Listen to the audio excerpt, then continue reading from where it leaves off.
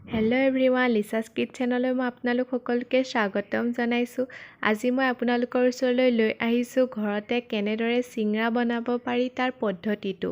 তাৰ কাৰণে মোক কি সামগ্ৰীৰ প্ৰয়োজন হৈছে আহকচোন প্ৰথমতে চাই লওঁ।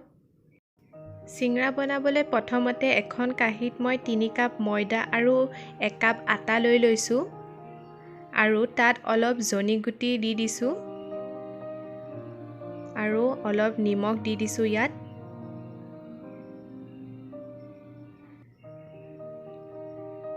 অলপ ৰিফাইন অইল,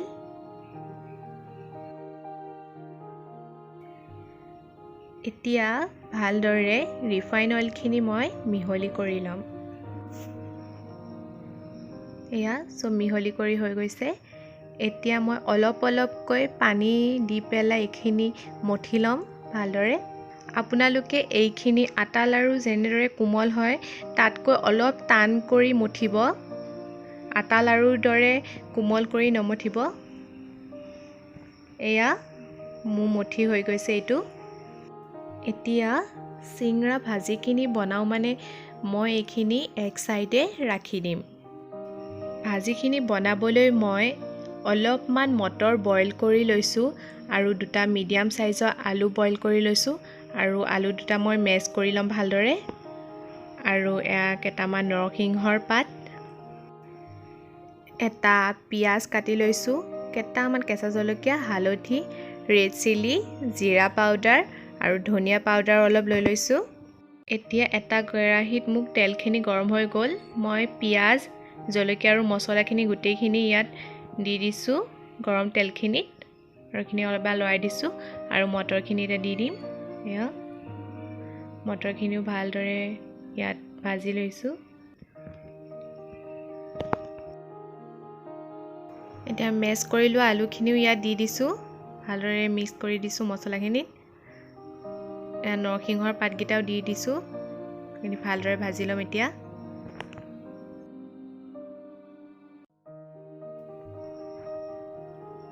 অলপমান নিমখ এড কৰি দিছোঁ ইয়াত।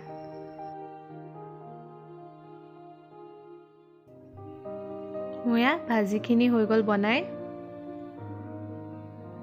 এতিয়া ইয়াৰ পৰা মই সৰু আকৃতিৰ লাৰু কেইটামান লৈ লৈছোঁ।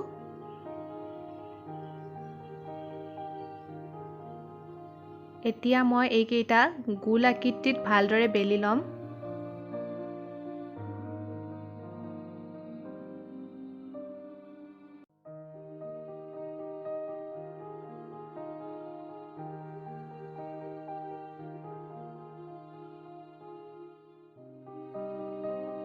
এতিয়া মোৰ ৰুটিখন বেলি হৈ গৈছে। মই চুৰি এখন দি মাজতে কাটি লৈছোঁ। এতিয়া মই এইখিনিত অলপ পানী সানি দিছোঁ যাতে বন্ধ কৰোঁতে ভালদৰে এঠা লাগি যায়। এইখিনি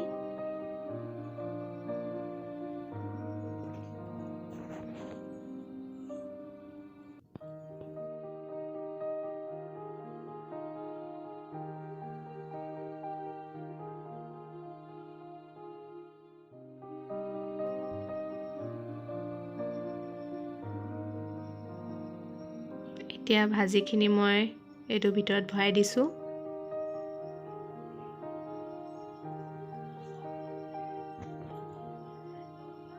আকৌ চাৰিওফালে মই অলপমান পানী লগাই পেলাই এতিয়া আঠা লগাই দিম। এইখিনি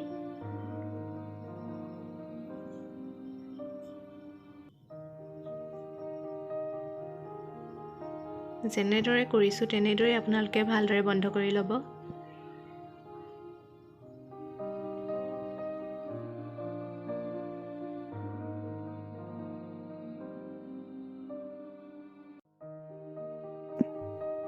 এতিয়া মোৰ এইটো বনাই হৈ গৈছে। মই তেনেদৰে বাকী কেইটাও চিংৰা আকৃতিত বনাই ল'ম।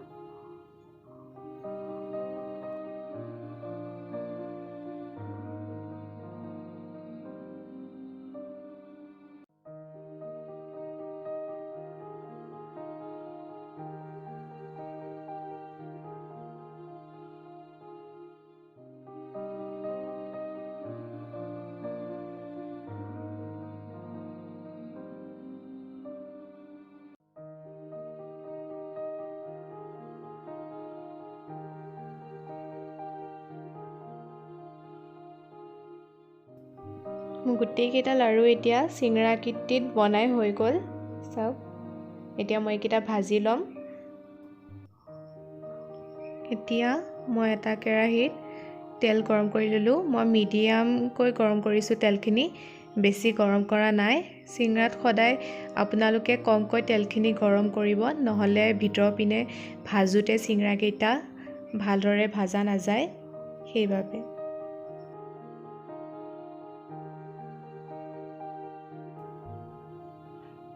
আপোনালোকে ভালদৰে এইকেইটা মাজে মাজে লুটিয়াই দি থাকিব, যাতে চাৰিওফালে ভালদৰে ভজা যায়।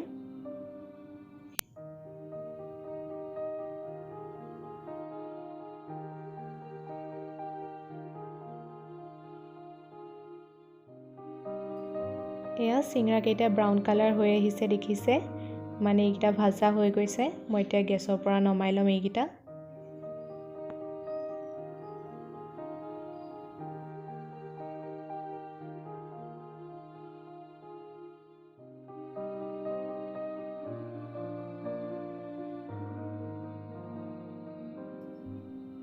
এতিয়া বাকীখিনি চিঙৰাও মই ঠিক একেদৰেই ভাজি ল'ম।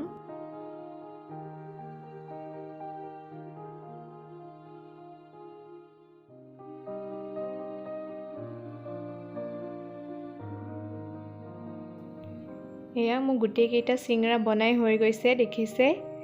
একদম বজাৰৰ দৰেই হৈছে দেখিবলৈ।